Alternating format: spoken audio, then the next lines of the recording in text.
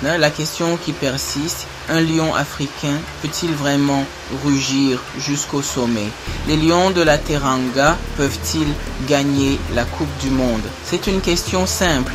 La réponse n'est pas si simple. Tout le monde regarde les suspects habituels.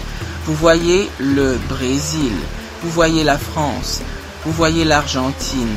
Ce sont les équipes dont les gens parlent. Elles ont l'histoire. Elles ont les grandes stars. Mais le football ne se résume pas toujours à l'histoire. Parfois, il s'agit du moment. Un groupe de joueurs qui croient en quelque chose de spécial. Quand je regarde le Sénégal, je vois qu'ils commencent à y croire. Ils ont les outils, ils ont la faim. La question n'est plus si, mais quand. Pendant trop longtemps, le discours a été le même. Les équipes africaines apportent du flair. Elles apportent de la passion, elles apportent une présence physique. Mais il leur manque la dernière pièce, la discipline tactique, la force mentale pour aller jusqu'au bout. La fondation de l'ambition du Sénégal n'est pas bâtie sur l'espoir. Elle est bâtie sur une qualité éprouvée. Regardez leur liste d'effectifs. Où ces joueurs jouent-ils au football chaque week-end? Ils ne sont pas dans des ligues obscures. Ils sont en Premier League. Ils sont en Liga. Ils sont en Serie A. Ils sont en Bundesliga. Ce sont les environnements footballistiques les plus exigeants de la planète. Lorsqu'un joueur affronte semaine après semaine les meilleurs attaquants, les meilleurs milieux de terrain, les meilleurs défenseurs, il développe un certain acier. Il apprend que le talent ne suffit pas. Il faut de l'intelligence, il faut de la constance, il faut gérer une pression immense. Cette expérience européenne est le premier pilier de leur plan. Un joueur comme Sadio Mané a remporté la Ligue des Champions. Il a remporté la Premier League. Il sait ce qu'il faut pour atteindre le sommet. Kalidou Koulibaly a dirigé des défenses en Italie et en Angleterre pendant des années. Edouard Mendy a gardé les buts de Chelsea et a remporté le plus grand prix du football de club. Ce n'est pas un groupe de joueurs qui seront impressionnés lorsqu'ils affronteront une grande nation européenne ou sud-américaine.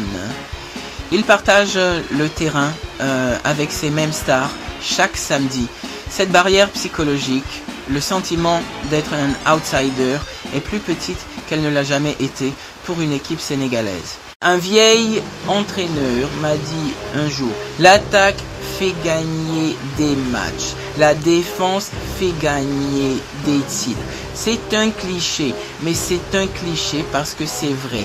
Vous pouvez avoir les attaquants les plus excitants du monde, mais si vous ne pouvez pas empêcher le ballon d'entrer dans votre propre but, vous ne gagnerez pas un tournoi de 7 matchs. C'est là que le Sénégal est devenu vraiment redoutable.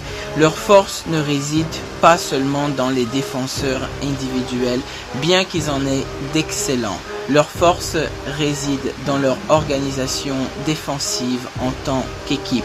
Visuel, diagramme tactique montrant le 4-3-3 du Sénégal, soulignant le milieu compact et les devoirs défensifs des ailiers. Ils sont incroyablement difficiles à briser. Ils sont disciplinés, ils sont athlétiques. Ils travaillent comme une seule unité cohésive pour protéger leur but. Regardez comment ils défendent. Cela commence par l'avant. Les attaquants pressent. Ils harcèlent les défenseurs. Ils ne permettent pas à l'adversaire de construire son jeu confortablement depuis l'arrière. Cela force les erreurs. Cela force les passes longues et désespérées au lieu de passes précises et contrôlées. Le milieu de terrain est un mur d'athlétisme et d'intelligence. Il couvre un immense terrain. Il gagne les deuxièmes ballons. Il protège la défense à 4. Maintenant, nous devons être réalistes. Le chemin vers un trophée de Coupe du Monde est semé d'embûches. Pour le Sénégal, le premier est l'histoire. ou plutôt son absence.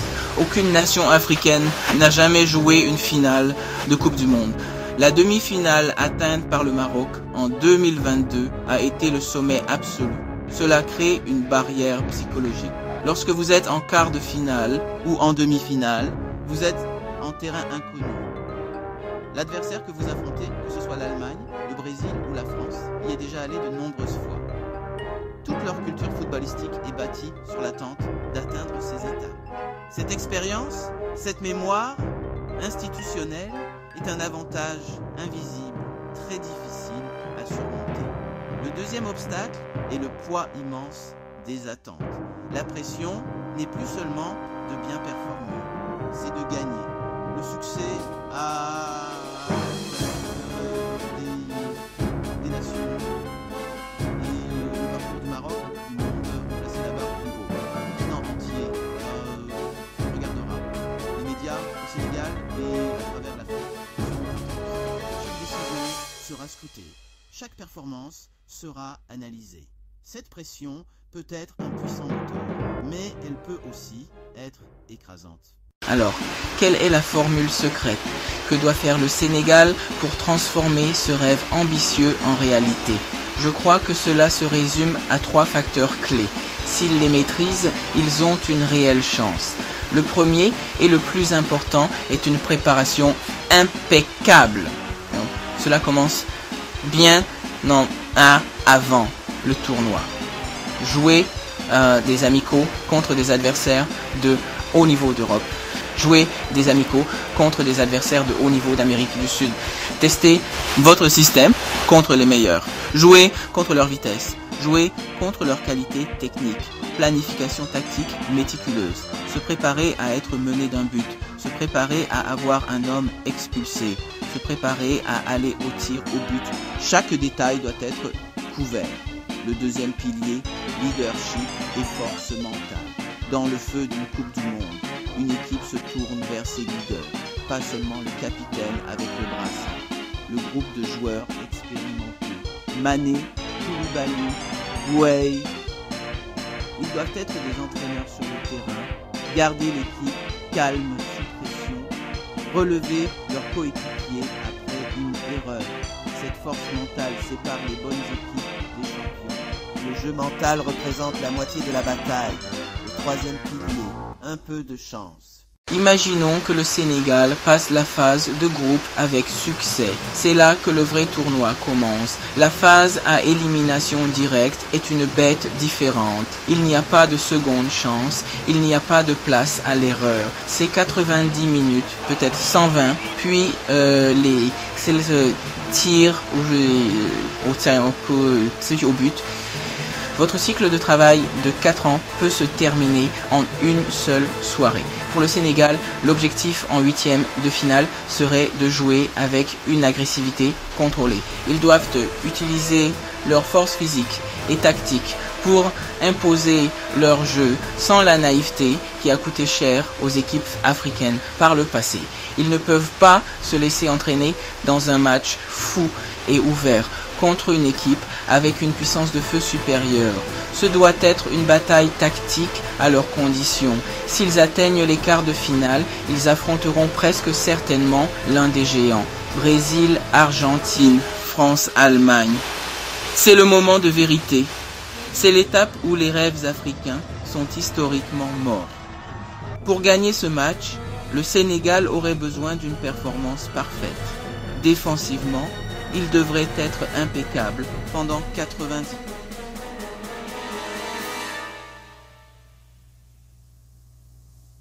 Chaque joueur, l'attaquant, le gardien de but, doit exécuter ses tâches défensives sans la moindre baisse de concentration.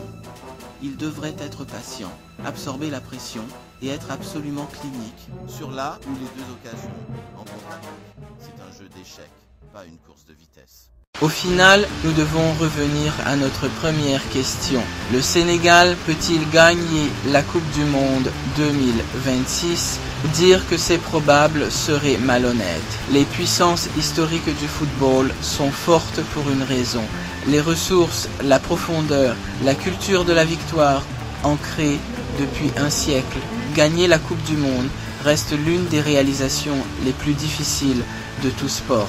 Cela exige un niveau de perfection que peu d'équipes atteignent. Mais dire que c'est impossible pour le Sénégal serait ignorer l'épreuve de la dernière décennie. Ce serait sous-estimer la puissance de leur parcours. L'idée réaliste et puissante pour le Sénégal n'est pas nécessairement de planifier un défilé de victoires à Dakar. L'objectif est d'arriver au tournoi avec la conviction authentique et inébranlable qu'ils peuvent battre n'importe quelle équipe, n'importe quel jour. Ce ne sont plus des outsiders. Un outsider est une surprise totale, une quantité inconnue. Le Sénégal est connu, leur qualité est prouvée, leurs joueurs sont des stars. Ils sont un dangereux prétendant. C'est une distinction cruciale. Ils devraient être l'équipe que les têtes de série espèrent éviter au tirage au sort.